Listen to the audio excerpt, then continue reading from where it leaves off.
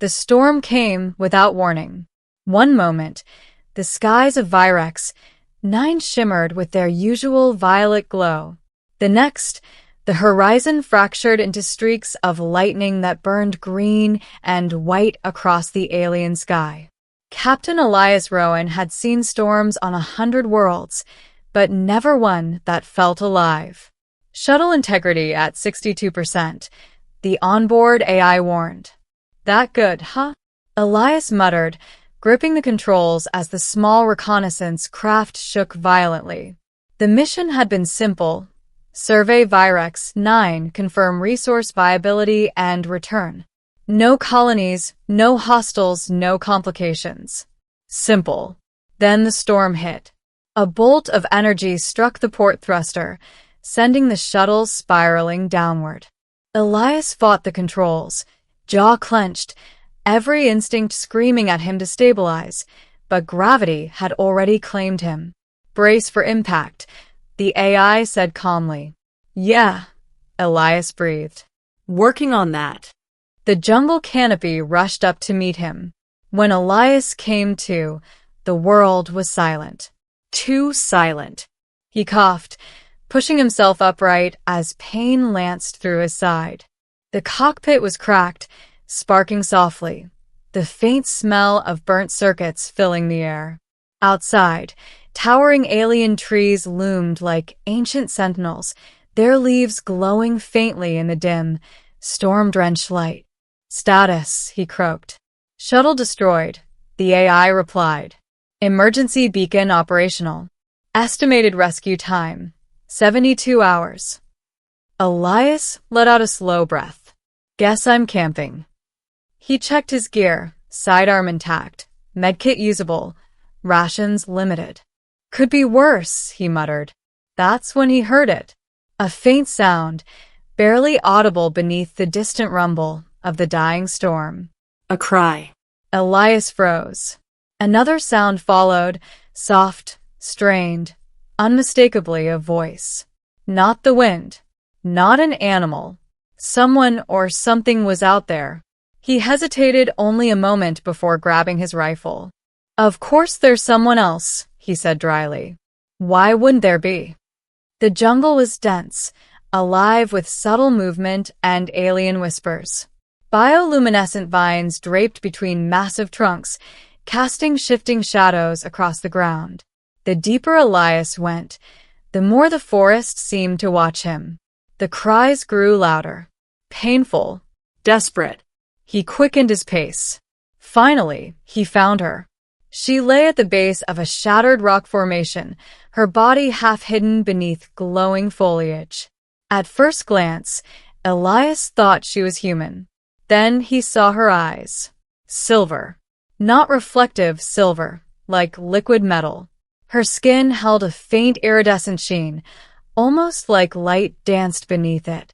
And her hair, long, pale, almost translucent, spread around her like strands of woven glass.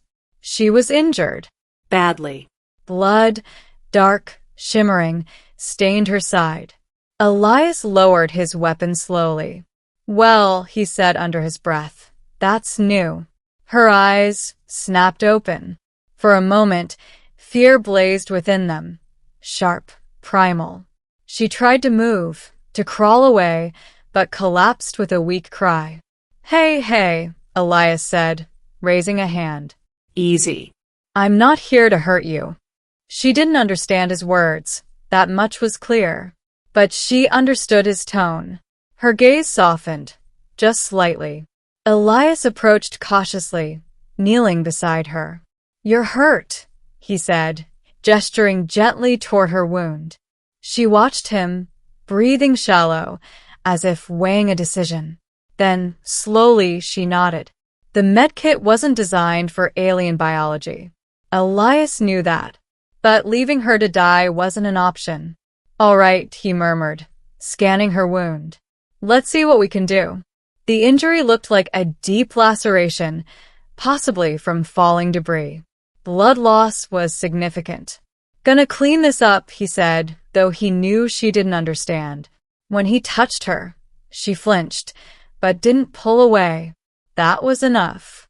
Elias worked carefully, cleaning the wound, applying a universal sealant, then wrapping it with sterile bandage strips. She watched him the entire time, not with fear, with curiosity. When he finished, he leaned back. That should hold, I think. She blinked slowly, then unexpectedly reached out. Her fingers brushed his arm. Elias froze. Her touch was warm, warmer than human. She studied him, her silver eyes searching his face. Then, softly, she spoke.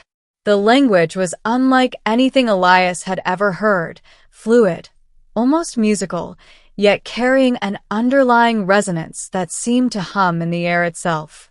I don't understand, he admitted. She frowned slightly, then tried again. Different sounds this time. Slower. Still incomprehensible. Elias sighed. Yeah, this might take a while. She tilted her head.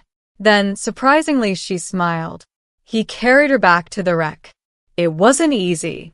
She was lighter than expected, but his injuries didn't make the journey any kinder. By the time they reached the shuttle, Elias was breathing hard, sweat mixing with the fine alien dust that clung to his skin. He set her down gently. Home sweet home, he muttered. She looked around, clearly confused by the broken machinery. Elias gestured. Safe. For now. She seemed to understand that much. Over the next hours, they communicated the only way they could, through gestures, expressions, and sheer stubborn persistence. He learned her name, something like Lyrael, though he knew he was probably butchering it. She learned his. Elias became Elias, each syllable carefully pronounced. She was surprisingly calm. For someone stranded, injured, and surrounded by an alien world, and an alien man, she adapted quickly. Too quickly. That should have been his first clue. Night fell. The jungle changed. What had once been silent became alive with distant calls and eerie, echoing sounds. The glowing plants intensified, casting the forest in shifting hues of blue and green. Elias sat near the wreckage, cleaning his rifle. Lyrael watched him. You're staring, he said. She tilted her head. Yeah, figured that wouldn't translate, he sighed. She pointed at the weapon. Gun, he said, holding it up. Weapon. She studied it carefully. Then, without warning, she reached out. Elias hesitated, but handed it to her. She turned it over in her hands, examining it with intense focus. Then she did something that made Elias sit up straight. She disassembled it. Perfectly. In seconds. What the? Elias stared as she separated components with practiced ease. She glanced at him, almost amused, then reassembled it just as quickly. Flawlessly. She handed it back. Elias blinked. Okay, that's not normal, he said slowly. Lyrael smiled again. But this time, there was something different in her expression. Something knowing. The attack came just before dawn. Elias woke to a sound, a low, guttural growl. His instincts kicked in instantly. He grabbed his rifle and turned. Something moved in the shadows beyond the wreck. Large. Fast. Too fast. The creature burst into view. A massive, six-limbed predator. Its body armored in chitin-like plates, its eyes glowing a sickly amber. Great, Elias muttered. Of course. It lunged. Elias fired. The shots hit, but barely slowed it. The creature roared, charging again. Lyrael, get back, he shouted. But she didn't move. She stood. Calm. Still. And then, everything changed. The air itself seemed to vibrate. A low hum filled the clearing, growing in intensity. Elias felt it in his bones. Lyrael's eyes glowed. Not silver. Gold. Blinding, radiant gold. The creature hesitated. For the first time, it showed fear. Lyrael raised her hand. And the world bent. There was no explosion. No visible force. Just pressure. The creature was lifted off the ground as if by an invisible hand. It struggled, roaring, but it couldn't move. Elias watched, frozen, as Lyrael closed her hand slowly. The creature collapsed. Not torn apart. Not burned. Just crushed. As if reality itself had decided it no longer had permission to exist. Silence fell. The glow faded. Lyrael staggered. Elias rushed forward, catching her before she fell. Okay, he said, heart racing. Yeah. Definitely not a princess. She slept for hours after that. Elias didn't.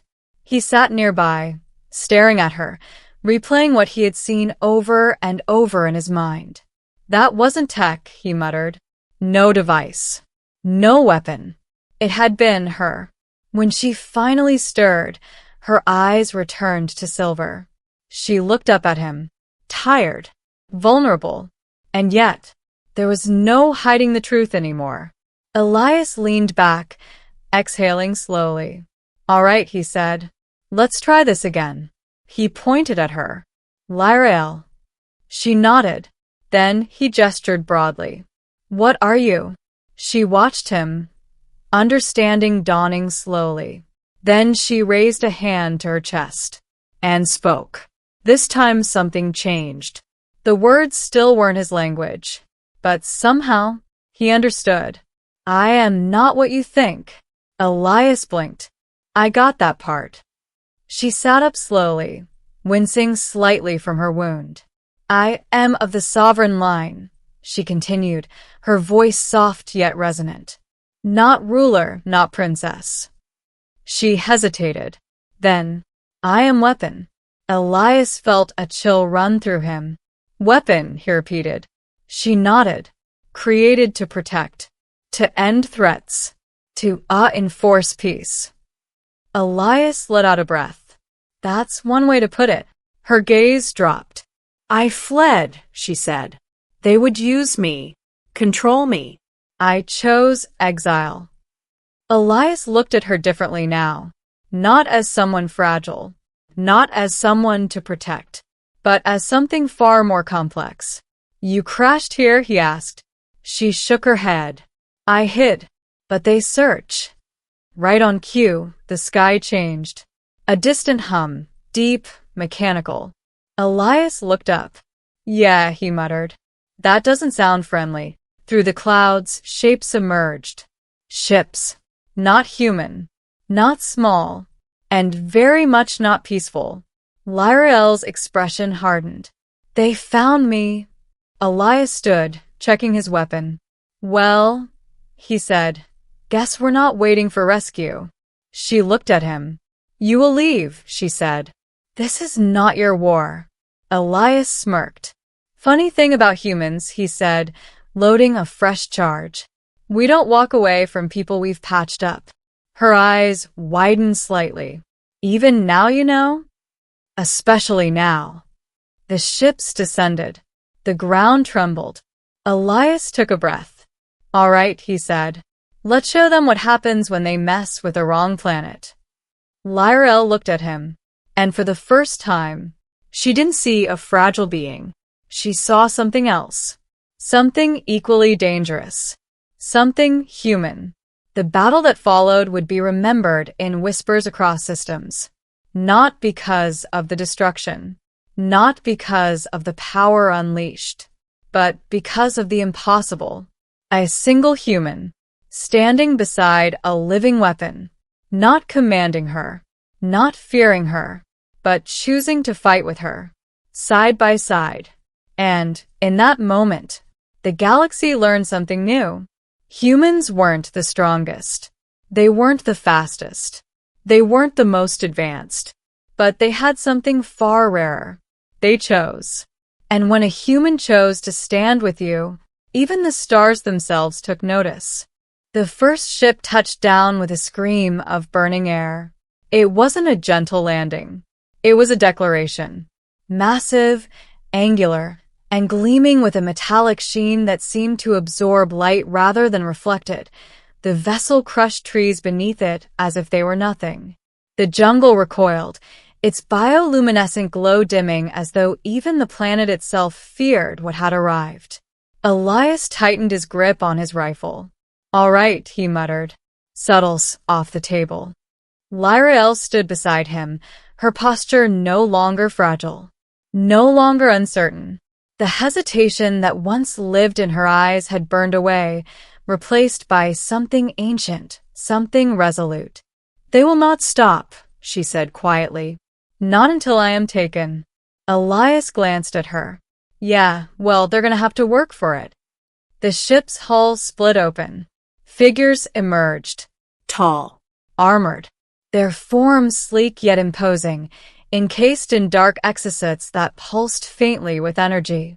Their helmets bore no visible eyes, only smooth, mirrored surfaces that reflected the world in distorted fragments. Soldiers. Not wild predators. Not mindless beasts. Disciplined. Calculated. Dangerous. "They are no guard," Lyrael said. "Elite. Conditioned to resist me." "Of course they are," Elias sighed. "Would have been too easy otherwise." The soldiers spread out in perfect formation, weapons raised. A beam of crimson energy sliced through the air, striking the wreckage behind Elias and sending molten fragments scattering. "Guess that's our cue," Elias shouted. He fired. The rifle cracked sharply, its kinetic rounds slamming into the nearest soldier. The impact staggered the figure, but didn't drop it. "Armor's tough," Elias called. "I see," Lyrael replied. Her eyes ignited. Gold. The air trembled again, that same invisible pressure building, but this time, the soldiers didn't panic. They held their ground, activating devices on their arms. A pulse rippled outward. Lyrael flinched. The glow flickered. Elias noticed instantly. "They've got something that messes with you?" She nodded, strained. "Dampeners designed for me." "Well," Elias said, ducking behind a chunk of wreckage as another shot blasted past him. "Good thing they didn't design them for me." He moved fast, faster than most would expect from a man who had crash-landed hours ago. Adrenaline burned through him, sharpening every sense. He flanked left, using the terrain, firing in controlled bursts. Not trying to overpower, just disrupt. Draw attention. And it worked. 2 soldiers broke formation, turning toward him. "Yeah, that's right," Elias muttered. "Come say hi." They advanced, precise and relentless. Elias waited. 3 seconds. 2. 1. He triggered a charge from his belt and hurled it forward. The explosion wasn't massive, but it was enough. The ground beneath the soldiers ruptured, throwing them off balance. "Lyrael," he shouted. That was all she needed. Even weakened, even suppressed, she was still something beyond ordinary. Her hand rose. The pressure returned, faint but focused. One of the fallen soldiers lifted slightly off the ground, armor groaning under the strain. Then dropped. Hard. Still. The other tried to rise. Elias didn't give him the chance. One clean shot to the exposed joint at the neck. The soldier collapsed. 2 down, Elias breathed. But more were coming. From the ship. From the sky. This wasn't a retrieval. It was an invasion. Minutes felt like hours. The clearing became a battlefield of fire and shattered earth. Elias fought like a man who knew he couldn't win conventionally, but refused to lose anyway. Every movement was deliberate. Every shot calculated. He adapted, improvised, survived. And Lyrael, she endured. Each use of her power strained her further. The dampeners weakened her, forced her to push harder for less effect. But she didn't stop, because neither did he. At one point, Elias stumbled, a blast grazing his shoulder and sending him crashing to the ground.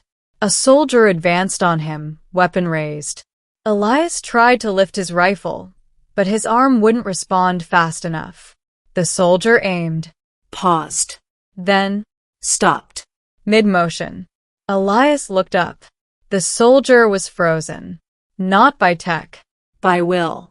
Lyrael stood behind it, her entire body trembling, golden light blazing brighter than ever before. "Move," she shouted. Elias didn't argue. He rolled aside as she clenched her fist. The soldier collapsed instantly, but Lyrael dropped to her knees. "Hey!" Elias rushed to her side. "You okay?" Her glow faded. Too fast. "I cannot," she whispered. Elias looked around. More soldiers were closing in, and above them, a second ship descended. Bigger. Heavier. Command. "Yeah," Elias muttered. "That's bad." He looked at Lyrael, at how exhausted she was, at how hard she had fought. Then he made a decision, a very human one. "All right," he said quietly. "New plan." She looked up weakly. "What plan?" Elias gave a small, tired grin. "We don't hold them off." He helped her to her feet. "We end this." The command ship landed with a thunderous impact. Its ramp lowered slowly, deliberately. From within, a single figure emerged, taller than the others, more refined. Its armor was different, sleeker, almost regal. Lyrael. It spoke, its voice amplified, echoing unnaturally. "Return. Your resistance is inefficient." Lyrael stiffened. Elias stepped forward, placing himself slightly in front of her. "Yeah, she's gonna pass," he said. The figure tilted its head. "You are irrelevant." "Story of my life." Elias shrugged. "Still here, though." The figure raised a hand. Energy gathered. Elias didn't flinch. But before the attack could fire, Lyrael stepped forward. "No," she said. Her voice wasn't weak anymore. It carried. The air shifted. Something deeper than before stirred. The dampeners activated instantly, but this time, they struggled. Because Lyrael wasn't holding back anymore. Elias felt it, the pressure, stronger than anything before. Not chaotic, not wild. Focused. Controlled. Her eyes burned brighter than ever. Not just gold. White hot. "I am not your weapon," she said. The ground cracked beneath her feet. "I choose." The dampeners overloaded. One by one they failed. The null guard staggered. The command figure raised its arm again, but too late. Lyrael lifted her hand, and the ship stopped. Midair. Not fully lifted, but held, as if gravity itself had been rewritten.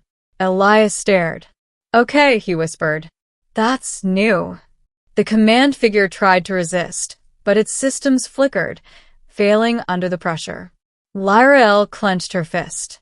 And the ship crumpled. Not exploded. Not shattered outward.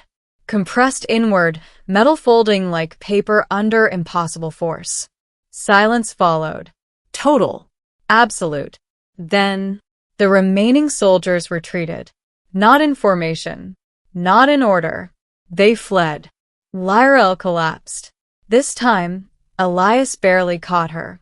Hey, he said, lowering her gently. "Stay with me."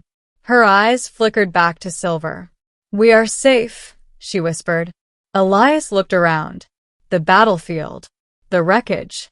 The empty sky. He let out a long breath. "Yeah," he said softly. "We're safe." For a moment, neither of them spoke. Then Lyrael looked at him. "You stayed," she said. Elias smiled faintly.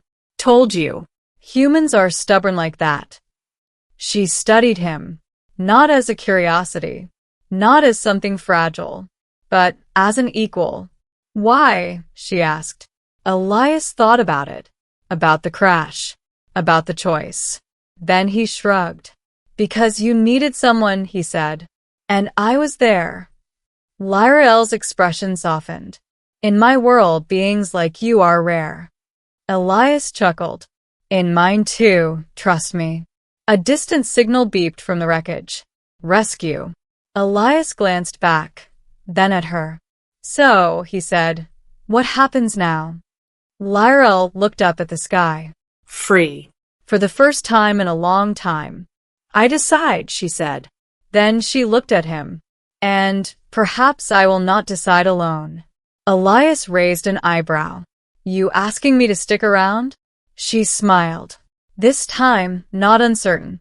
Not cautious. Certain. Yes. Elias considered it for about half a second. Yeah, he said. All right.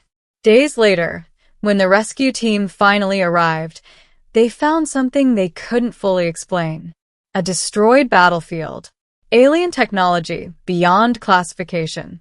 And one human, standing beside a being the galaxy had once called a weapon. But not anymore. Because the truth had changed. She wasn't a weapon. She wasn't a princess. She was something far more dangerous. Something far more powerful. She was someone who had been given a choice. And had taken it. And beside her stood a human. The kind of being who didn't need power to change the fate of worlds. Only the will to stand when it mattered most.